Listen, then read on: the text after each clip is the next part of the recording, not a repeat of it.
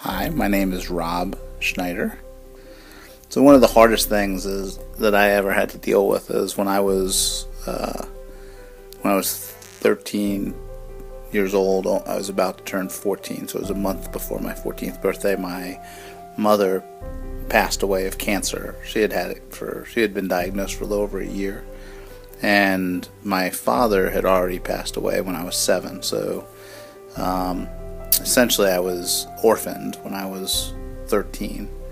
I was pretty fortunate that I had an aunt and uncle that were willing to or wanted to take me in, but that was probably the hardest thing I've ever had to deal with. I think one of the things I learned early on in my life that maybe some people don't learn so early is that the idea that if you set a plan and believe it, that even if you don't fully achieve what you set out to do, the path that you take to get there often leads you to a place of success, and it doesn't really matter.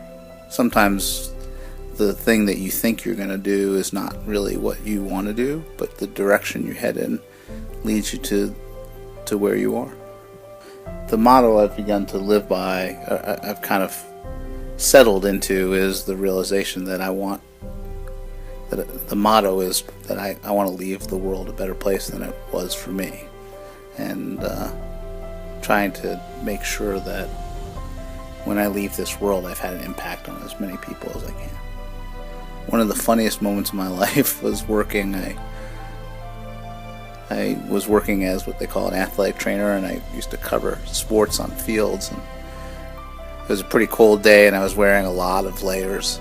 Almost felt like the Stay Puft Marshmallow Man, because I had such big clothes on, and I was covering a field hockey game, and this field hockey player landed, and it was one of our best players, landed pretty hard on a stick.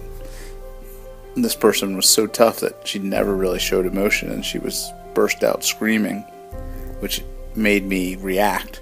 And so I go running. I was sitting on a bench, a high bench, almost like a fraternity bench where you have 2 levels. I jumped off, and I went to go jump onto the field, and there was this net that was about shin height that I went to jump over.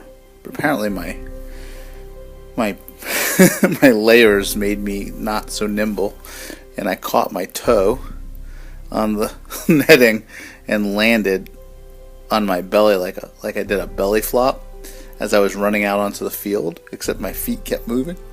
So I looked, so my feet kept moving, and I had to get up. It was like watching someone who had been in one of those sumo wrestler outfits at the baseball game.